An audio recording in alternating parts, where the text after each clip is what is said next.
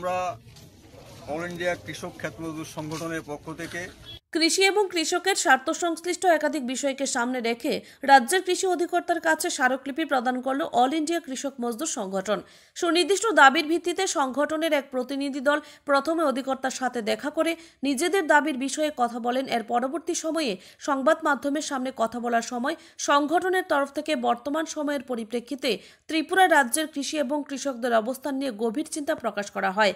বিশেষ করে এবছর রাজ্যের কৃষি দপ্তর ধান কেনার ক্ষেত্রে বা ভর্তুকি মূল্যে ধান কেনার ক্ষেত্রে যথেষ্ট বিলম্ব করায় কৃষকদের অনেকটাই ক্ষতির সম্মুখীন হতে হয়েছে বলে সংগঠন দাবি করে।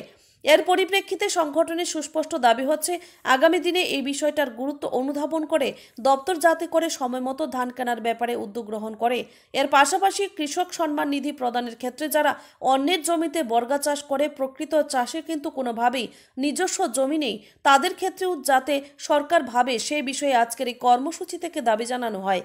পাশাপাশি সংগঠনের তরফ থেকে দাবি করা হয়েছে কৃষি অধিকর্তা দাবিগুলোর ব্যাপারে যৌক্তিকতা স্বীকার করে প্রয়োজনীয় কর্তৃপক্ষের গোচরে নিয়ে যাওয়ার প্রতিশ্রুতি দিয়েছেন। ব্যুরো রিপোর্ট, আমার ত্রিপুরা এক্সপ্রেস।